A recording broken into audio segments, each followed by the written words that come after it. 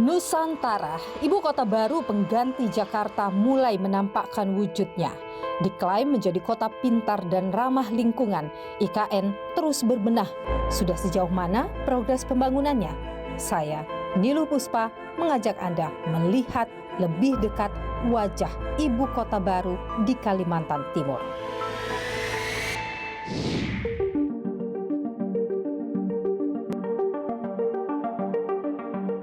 Saudara, saat ini saya sudah tiba di Balikpapan, Kalimantan Timur, dan saya akan langsung melanjutkan perjalanan saya menuju ke ibu kota negara Nusantara di Penajam Pasir Utara. Ikuti saya.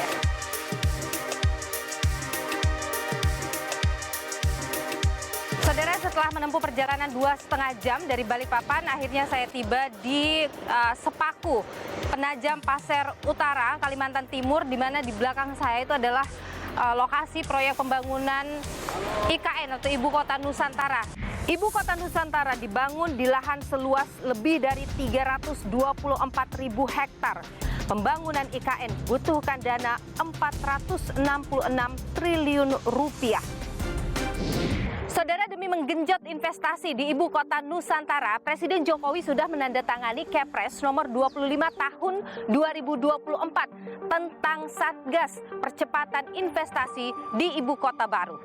Dan saudara, demi menunjukkan kesiapan Ibu Kota Nusantara, Presiden Jokowi menggelar sidang kabinet di Ibu Kota Nusantara.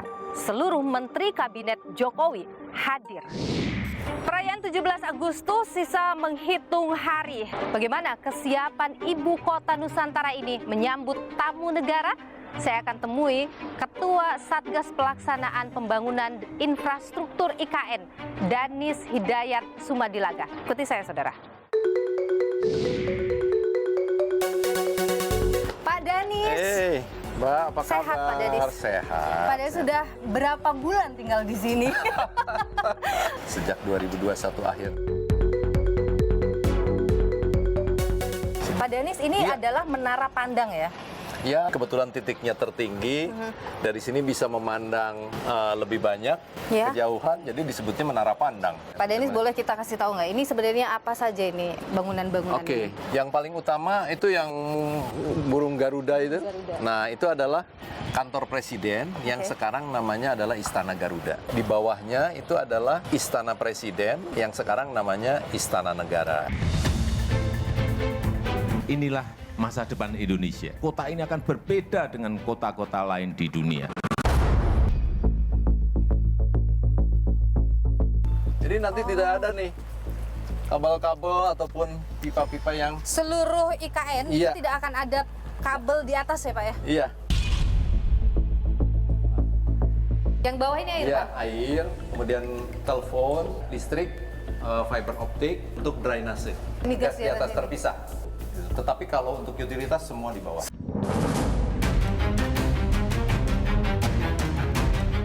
Ini kok proyek IKN seperti kebut-kebutan, buru-buru, kualitasnya gimana? Yakin kualitasnya ini bagus?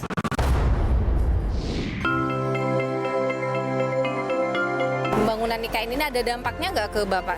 Untuk sarana prasarana sangat membantu untuk warga sini karena semua jalan diperbaiki. Jalanannya kurang debu sekarang tuh kan iya.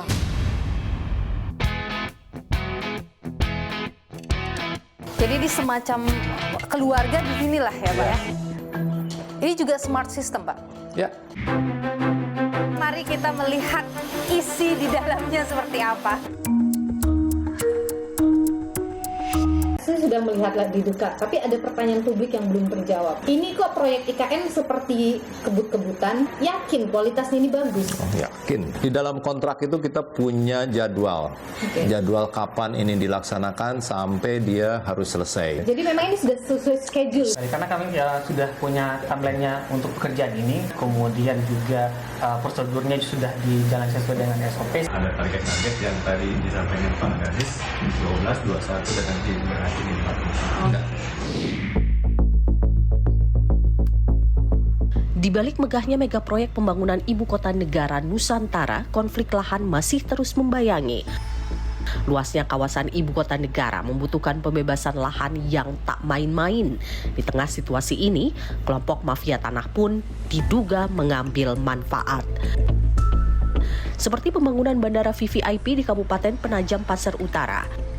Diketahui lahan yang digunakan untuk pembangunan bandara adalah milik pemerintah namun digarap warga secara turun-temurun.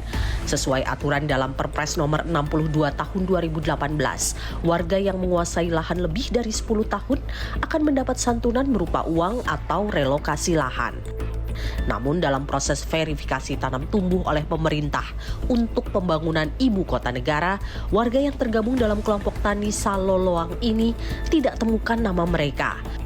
Justru ada nama lain yang masuk dalam daftar padahal bukan pihak yang menguasai lahan. Warga menduga ada permainan mafia tanah. Atas temuan ini, warga meminta pemerintah lakukan verifikasi lahan ulang. Namun, belum selesai proses verifikasi lahan, pengerjaan proyek telah dilakukan. Konflik pun tidak terhindarkan. 9 warga ditahan lantaran dianggap mengganggu proses pembangunan.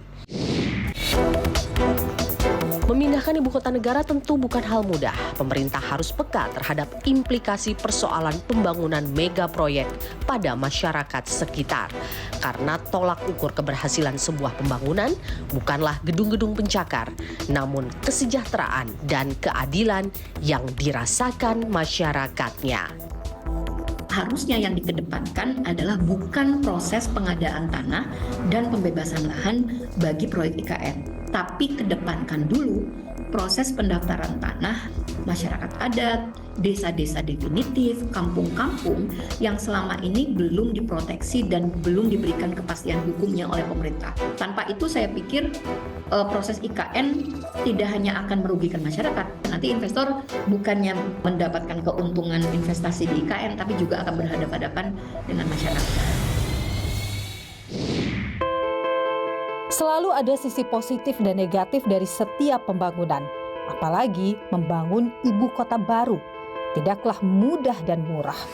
Menjadi tugas negara untuk menjamin ibu kota baru ini berkelanjutan demi kemaslahatan rakyat agar tak ada anggaran yang disia-siakan. Saya, Niluh Puspa, sampai jumpa.